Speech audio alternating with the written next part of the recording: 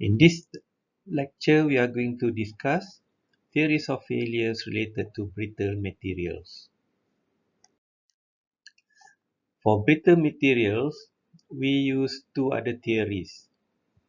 The first one is the maximum normal stress theory, or also called Rankine theory, and the other one is Morse failure criterion. Now, brittle material is different from ductile material because they fail by sudden fracture and they have no apparent yielding. An example, if you take a chalk, a writing chalk that people used to write on blackboards, and you pull in tension, you will find that it will break suddenly with an almost perpendicular surface, break surface. Or twist it, if we twist the chalk, you will find that it will have a break surface which is almost 45 degrees. Okay, the initial break will be almost 45 degrees. Now, in tension, failure occurs when the normal stress reaches the ultimate tensile stress. And in torsion, the maximum tensile stress reaches the ultimate shear stress.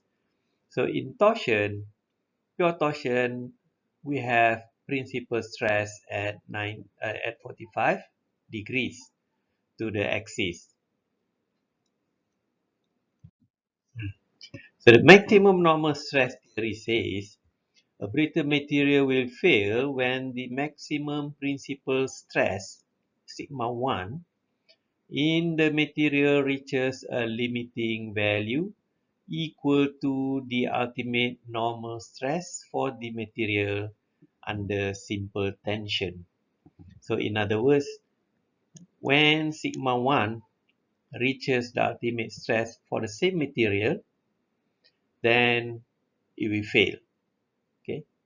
Or for materials that are assumed to have similar compressive and tensile properties, then whichever is larger, if it's under compression, then sigma 2 probably is larger than sigma 1 in terms of magnitude.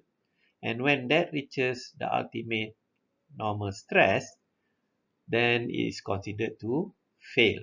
So if we plot the stresses on sigma 1, sigma 2 axis, we will have a square, okay, the blue square there.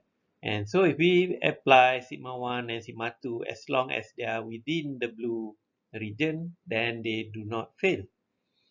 And when one of them are on the boundary or exceed the boundary, then they are considered to fail.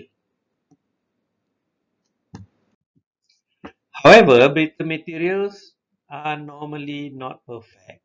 They suffer from flaws during the processing. For example, they might develop microscopic cracks, and also cavities, and this weakens the material under tension. Not necessarily under compression, but normally under tension.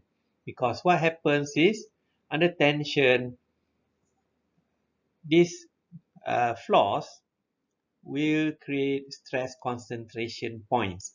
And when the stress at the points reaches the ultimate stress or exceeds the ultimate stress, it will start to propagate the crack, or it will increase the crack, and this crack propagation is almost instantaneous in brittle material.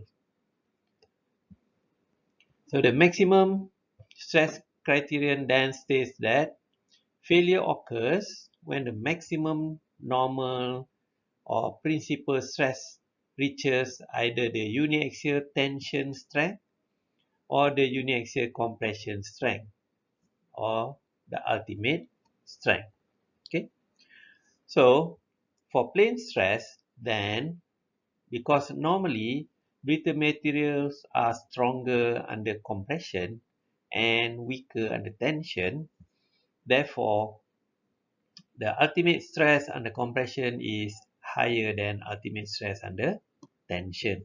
So if we plot, we have this green rectangle or square here, where we can see that the ultimate stress under compression is higher than the ultimate stress under tension. Okay, or in general, we can write this equation here, but it's not necessary. We can use these two equations as shown. Now, Moore's failure criterion introduced by Otto Moore for brittle material is for materials with different tension and compression properties. On top of that, it also takes into account the effect of other loadings.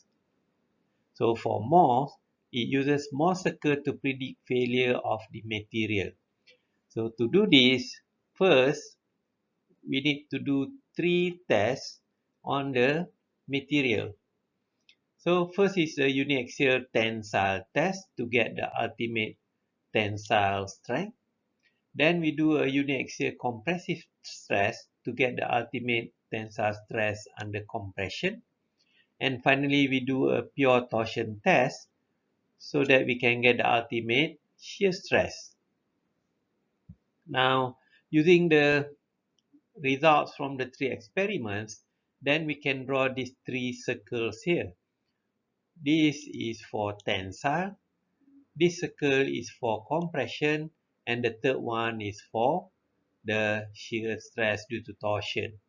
Okay, so we have 3 circles, and we draw tangent lines to the 3 circles to form an envelope over the 3 circles, and we use that envelope to determine whether an object will fail or not under loading.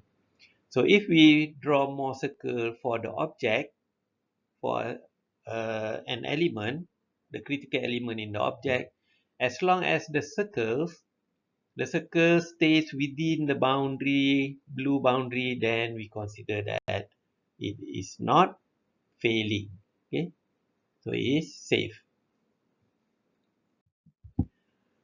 Now, however, in most cases, we only have sigma ultimate tensile and compression. We do not have uh, other information. Okay, and for plane stress, sigma 3 is 0.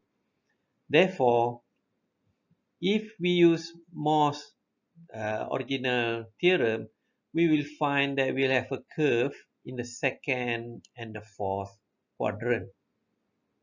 Okay, and this is quite difficult to extrapolate. We can extrapolate from Moore's circle, but it takes a longer time and more effort. So there's a modification to Moore's criterion, and the available data are only sigma ultimate tensile. This should be sigma, okay? Sigma ultimate tensile and sigma ultimate compression. And so we have 2 values, and that 2 values will give us, when we plot on the graph for sigma 1, sigma 2, we will have sigma ultimate tensile and also sigma ultimate compression. And then on the second and fourth quadrant, we just draw a straight line. And when we plot sigma 1 and sigma 2 for an object at the critical point, as long as it stays within the green zone, it is considered to pass. It does not fail. However, if one of them reaches the boundary or exceeds the boundary, then only we assume the object will fail. Okay.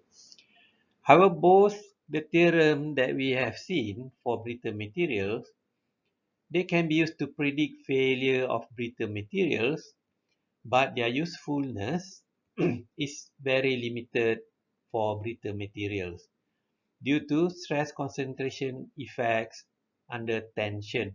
So if the component is under tension, we can use the theorem for an indication, but it is not very useful due to flaws in the material, due to stress concentration effects, due to flaws and also geometric changes.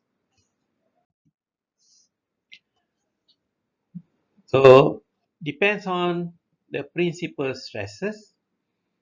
If both are in tension, then sigma 1 must not reach the ultimate stress in tension. Sigma 2 also should not reach that value. Anyway, sigma 2 is smaller if they are both in tension. If they are both in compression, sigma 2 is higher. Okay, so sigma 2 should not exceed the value or should not reach the value of sigma ultimate compression. And if sigma 1 is tension, sigma 2 is compression, then we can use this equation here where sigma 1 over sigma ultimate tension and sigma 2 over sigma ultimate compression should be less than 1. Okay, an example. We have this example here. Solid cast iron shaft under pure torsion. Okay, we have a torque of 400 Newton meters acting at both ends. Determine its smallest radius so that it does not fail according to the maximum normal stress theory. So the specimen of the same material under tensile will give you an ultimate tensile strength of 150 megapascal. So if we draw more circle for pure torsion, we'll have a circle which sits with the centroid right at 0, 0. So C is right at 0, 0. And if we calculate from our torsion theory, tau max is Tc over J, T is 400 Newton meters, J is pi over 2, R power 4. And C is equal to R, the outer radius. So we then have 254.65 Newton meter over R cube. Now we know tau max, and tau max is from the circle is equal to sigma 1 or equal to sigma 2. And the theory says sigma 1 or sigma 2 should not reach the ultimate tensile or compressive stress. Okay, so we have ultimate tensile. So sigma 1 should not reach the ultimate tensile stress. And that's the critical value under tension. So from the previous equation, we have 254.65 over r cubed. And this must be smaller than 150. So the critical limit is when it's equal. If it is equal, then we get R is equal to 11.93 mm. So the smallest radius should be 11.93. That's when it is going to fail. So we are not going to produce our shaft at 11.93 millimeters. Normally, we just use 11.95 or 12 mm. So common diameters are 12 millimeters.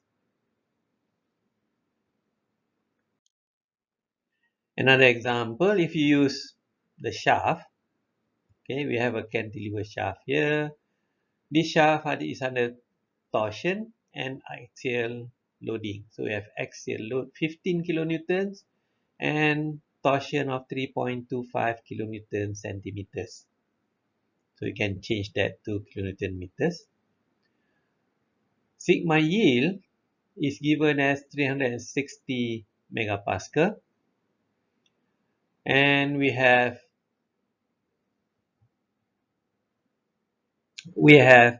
uh, the problem to be